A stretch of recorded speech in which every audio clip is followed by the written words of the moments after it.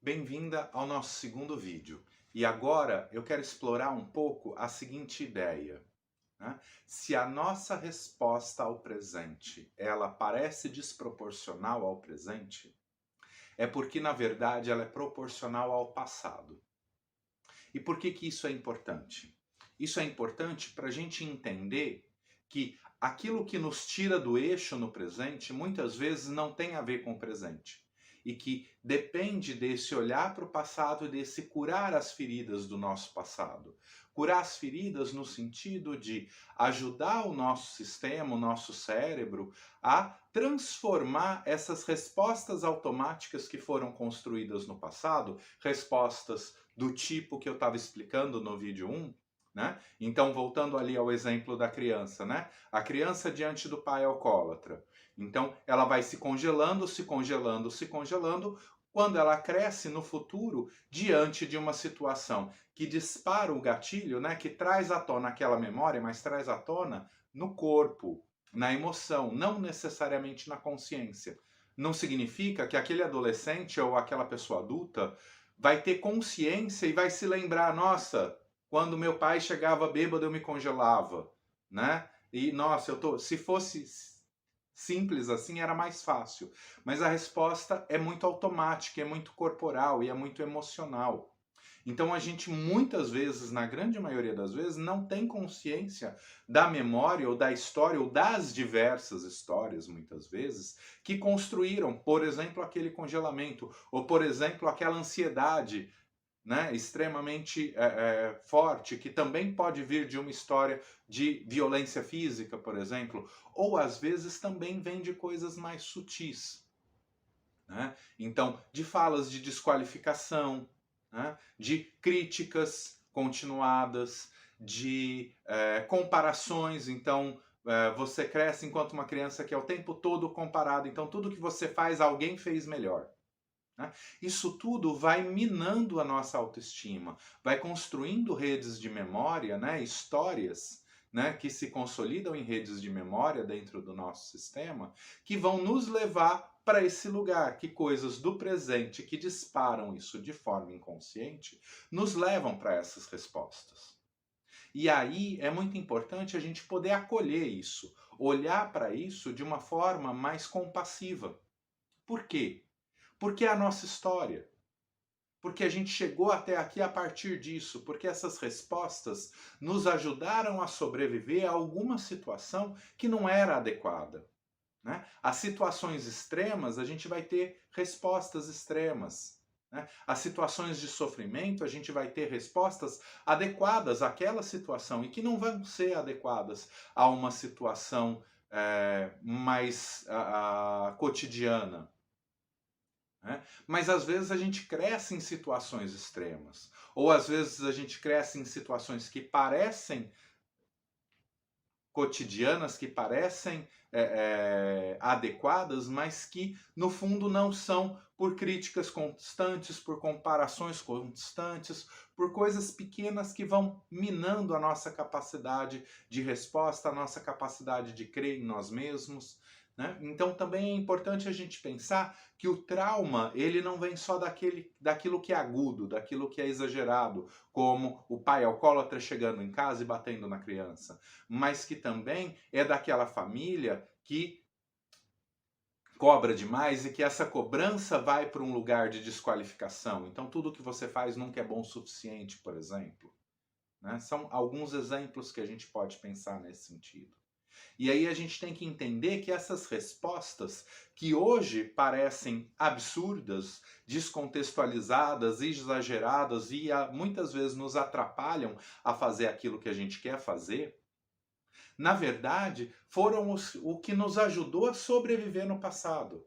O que nos ajudou a sobreviver a alguma situação extrema, alguma situação que a gente não estava pronto, emocional, física, afetivo, para lidar.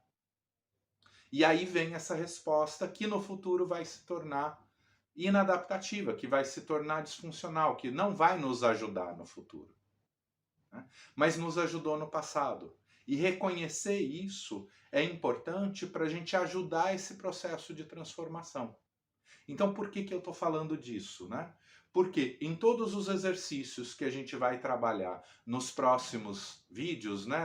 A gente ainda tem mais um vídeo de orientação e depois a gente começa os vídeos de exercício dentro de outras séries, dentro deste mesmo curso. Então, nesses exercícios, poder olhar para essas respostas com essa tranquilidade, com essa afetividade, né? De que eu estou olhando para a minha história, de que aquilo que no presente está inadequado, está ruim, está me atrapalhando, na verdade foi algo que no passado me ajudou, por mais que eu não entenda, por mais que eu não tenha consciência, por mais que eu não perceba, e eu não preciso necessariamente tomar essa consciência. Muitas vezes a mudança pode vir, especialmente essa mudança emocional, corporal, né?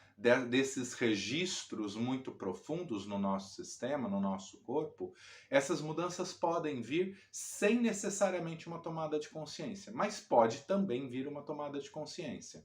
Mas então poder olhar para essas memórias, né, ou para essas respostas no passado, no presente, mas poder então olhar para essas respostas no presente e entender que elas foram respostas importantes no passado, mesmo que eu não entenda como nem porquê, e acolher isso bem naquela perspectiva de acolher a criança ferida.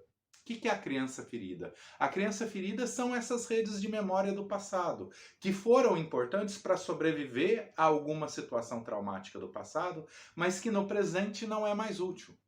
Mas meio que a criança vem e toma conta, né? E toma posse da situação e responde pelo adulto. E aí a gente responde de forma inadequada para o adulto, mas que foi adequada. Então, acolher isso, mesmo que eu não entenda da onde, do porquê, porque também essa memória ela pode ser pré-verbal, né? Pode ser antes de eu ter desenvolvido a minha fala. Ela pode ser de quando eu ainda estava na barriga da minha mãe. E pode não ter um relato, mas tem um registro corporal.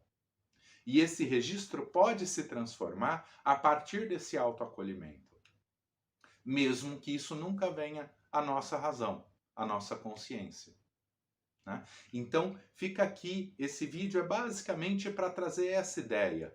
Acolham esses comportamentos, em vez de brigar com eles. Acolha isso que no presente é desproporcional e que eu não sei de onde vem e que me atrapalha, vem de um lugar que me ajudou. Se me ajudou a alguma coisa. Como que eu posso garantir isso de uma nova forma? E aí eu volto para o exemplo da criança. A criança congelar diante do pai alcoólatra é saudável. Por quê? Porque se ela reagir, ela vai apanhar mais. Estou considerando uma possibilidade dentro de uma possível história. Sempre vão ter infinitas possibilidades. Mas nessa história imaginária que eu estou construindo aqui, que infelizmente acontece com repetidas crianças, mas se congelar foi a forma que aquela criança encontrou para não apanhar mais daquele pai. Às vezes, até para não apanhar, se esconder e se congelar tanto que o pai nem via, nem ia atrás e nada acontecia. Então, essa resposta quer promover segurança. Como que eu posso, então, reagir no presente a essas situações que me congelam, buscando segurança? Como que eu posso buscar segurança para lidar com essas situações que me congelam? Para que eu não precise congelar. Para que eu encontre essa segurança de outras formas. Então, é mais ou menos esse o processo. Mas dentro desses exercícios, a gente não quer necessariamente fazer isso pensando. A gente quer fazer isso ajudando o corpo a se acalmar. Ajudando o corpo, voltando no nosso primeiro vídeo, a sair do congelamento ou da resposta de ativação de luta e fuga, da resposta de ação, para resposta de segurança e engajamento social, para resposta de relações sociais saudáveis que me oferecem segurança, conforto e tranquilidade. E aí a gente vai falar um pouco disso tanto na perspectiva relacional, quanto no que eu consigo fazer nessa relação comigo mesmo. Mas a gente ainda tem mais um vídeo de orientação e aí a gente parte para os exercícios.